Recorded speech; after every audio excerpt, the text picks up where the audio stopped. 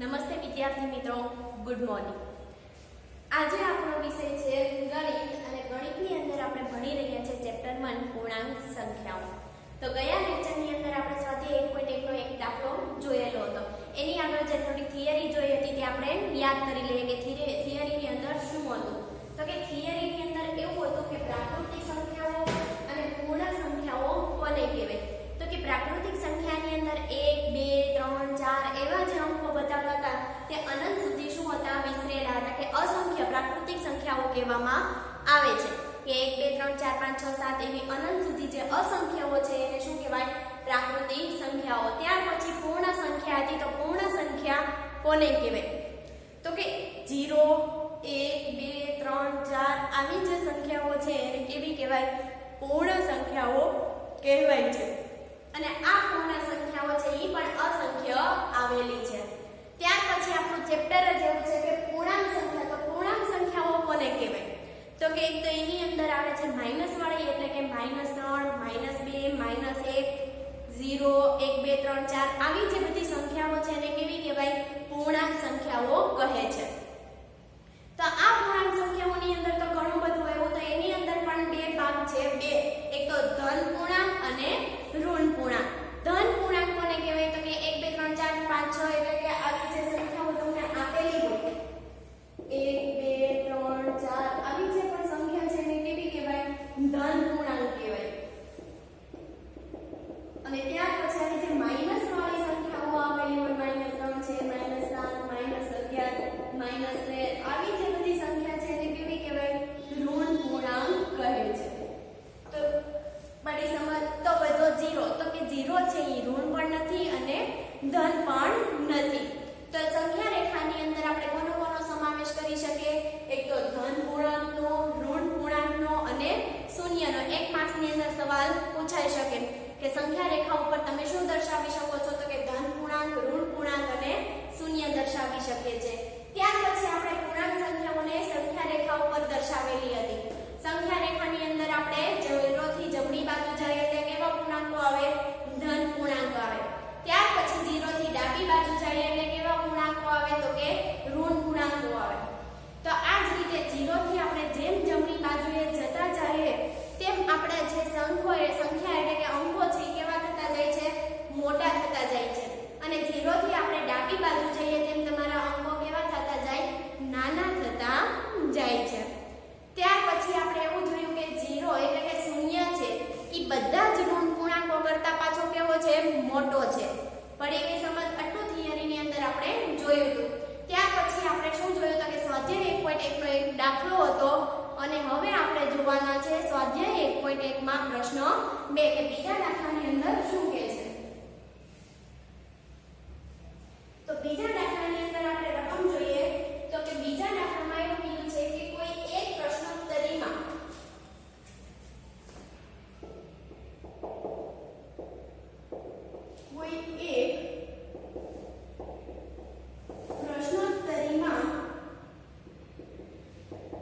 સાચા જવાબ માટે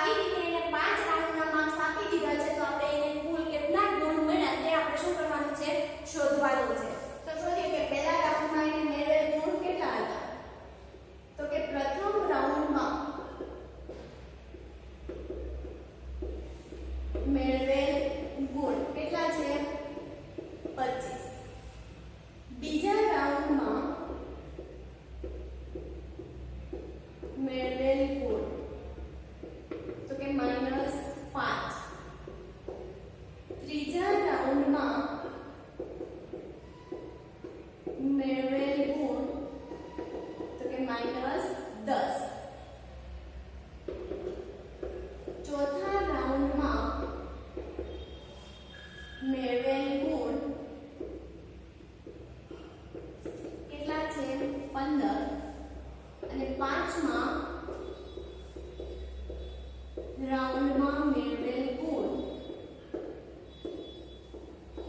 કેટલા છે? 10. પડી સમજ? તો આપણે આ કુલ ટોટલનો આપણે શું કરવાનું છે એટલે કે ટોટલ એટલે સરવાળો કરવાનો છે. તો અહીંયા પાંચેય રાઉન્ડમાં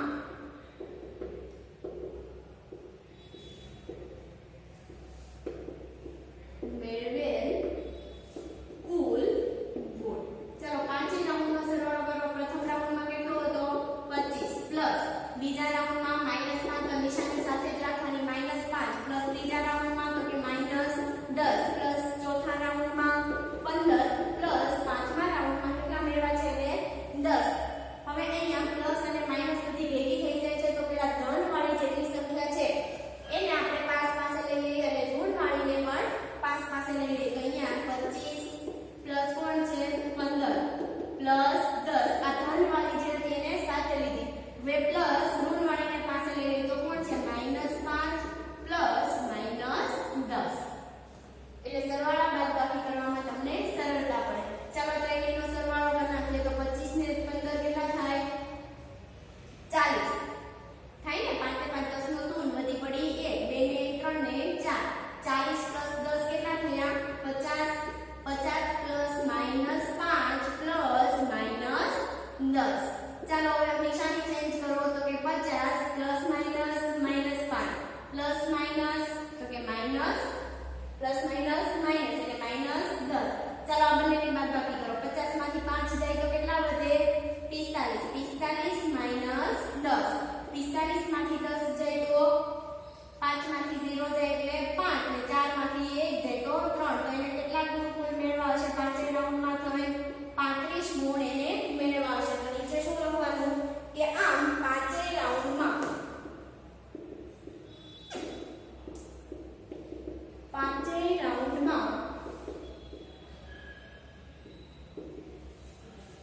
મેળવેલા કુલ ગુણ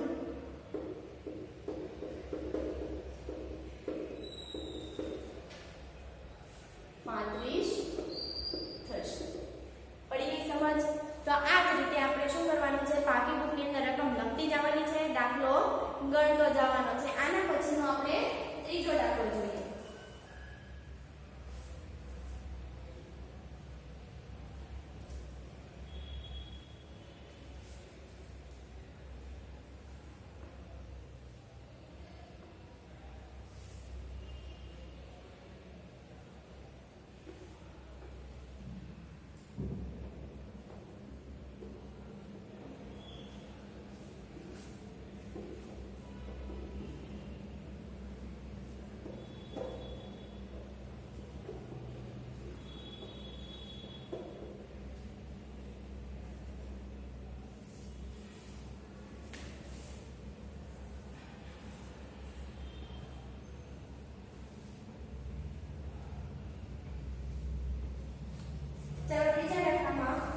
ત્રીજા દાખલાની અંદર એવું આપ્યું છે કે સોમવારે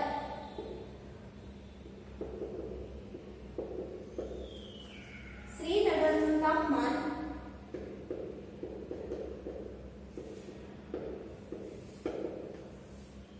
-5°C હતું અને મંગળવારનું તાપમાન 2°C ઓછું થયું. તો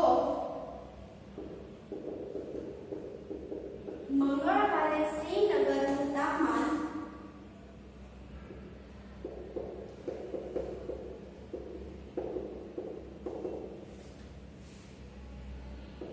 શું હતું?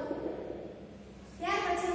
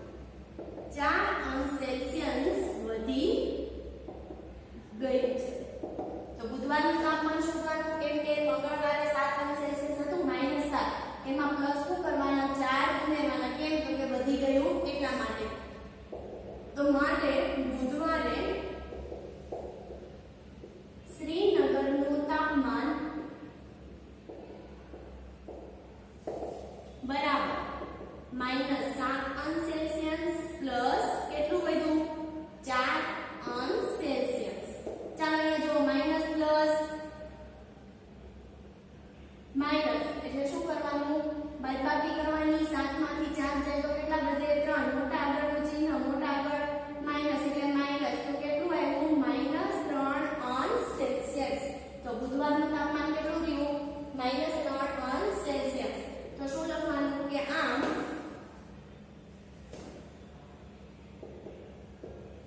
મંગળવારનું તાપમાન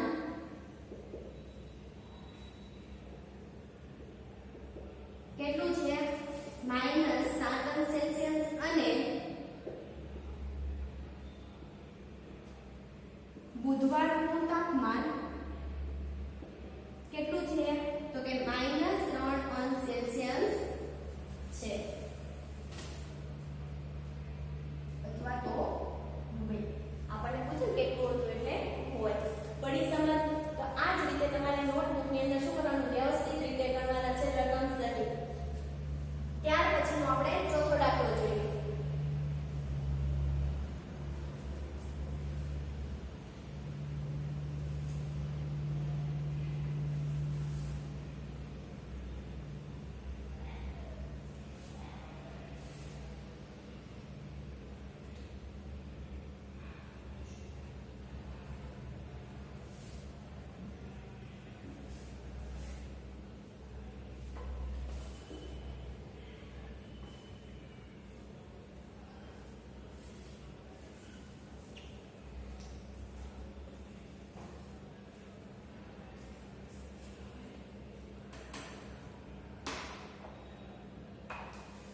ચાલો ચોથા દાખલામાં એવું કીધું છે કે એક વિમાન સમુદ્ર તટથી 5000 મીટરની ઊંચાઈએ ઉડે છે.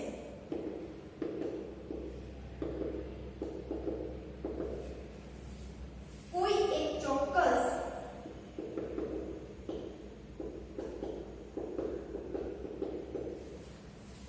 બિંદુ પર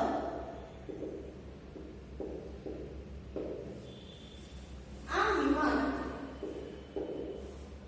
સમુદ્રની સપાટીથી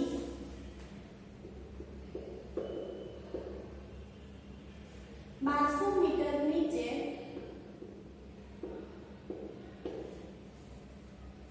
તરતી સબમરીનની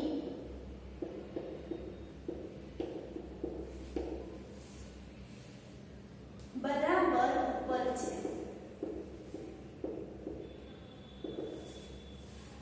સબમરીન અને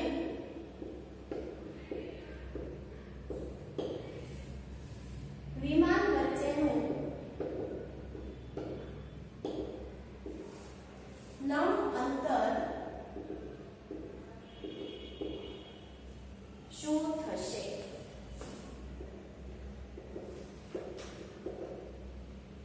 ચલો અહીંયા તમને એવું કીધું કે એક વિમાન છે સમુદ્ર તટથી 5000 મીટરની ઊંચાઈએ શું કરે છે ઉડે છે. તો અહીંયા તમારી પાસે આ સમુદ્ર છે. આ છે સમુદ્રની સપાટી.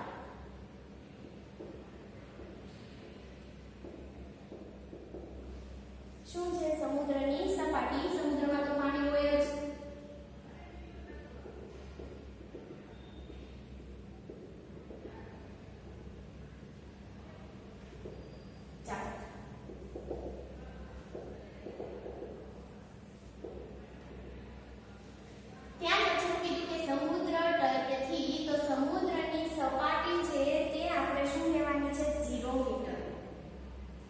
સમુદ્રની સપાટી છે એ કેવી છે 0 મીટર. સમુદ્રની તટથી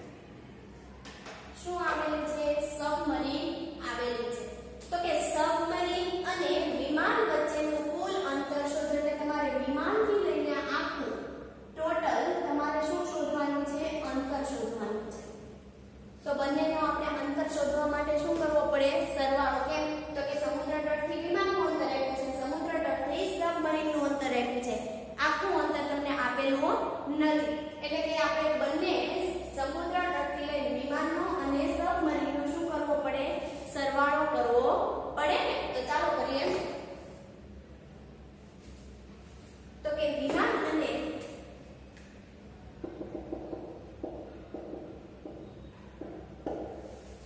સમુદ્રની સપાટી વચ્ચેના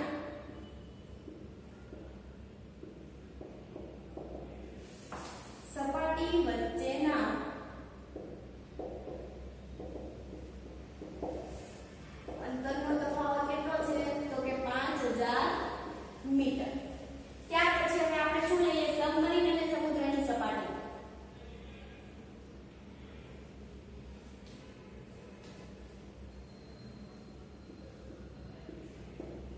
સબમરીન અને સમુદ્રની સપાટી વચ્ચેના અંતરનો તફાવત કેટલો છે? તો કે 1200 મીટર. ચાલો તો આપણે કુલ અંતર શોધવાનું છે. તો કે માટે વિમાન અને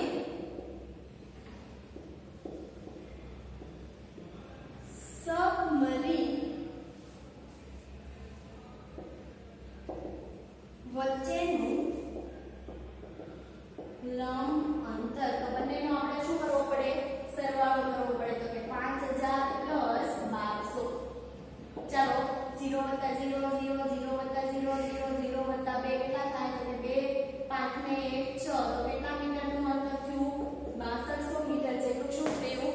અંતર થયું. તો શું લખાશે કે આમ સબમરીન અને વિમાન વચ્ચે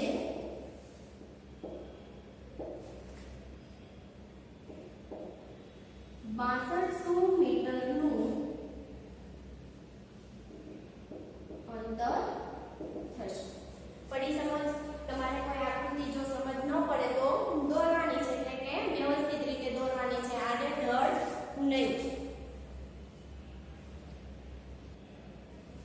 ચાલો એના પછીનો એક આપણે પાંચમો દાખલો જોઈએ.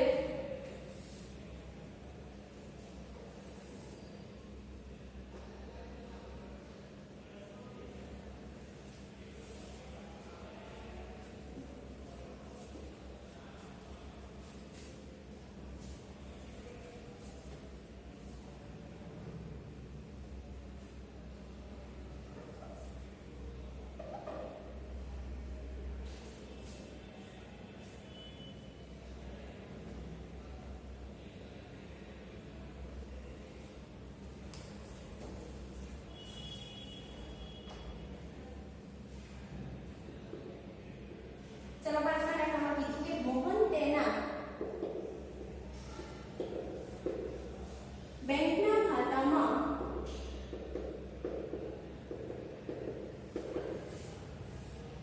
₹2000 જમા કરાવે છે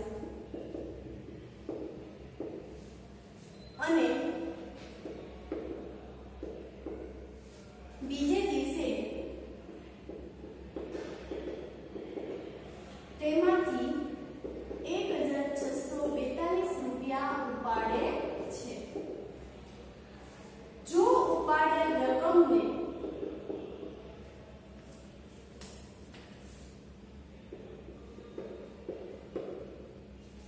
ઋણ પૂર્ણાંક વડે દર્શાવાય તો જમા કરાવેલ રકમને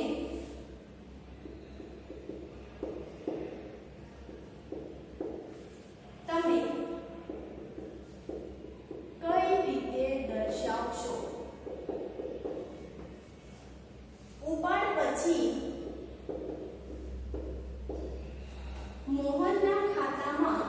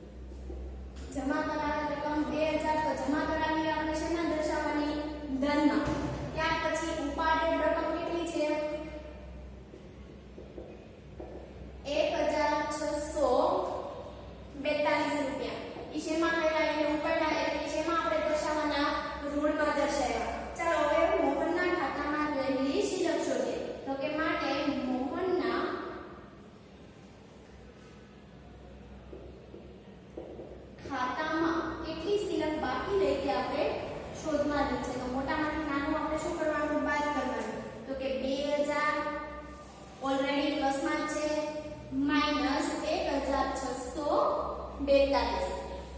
ચાલો બાદબાકી કરો તો કે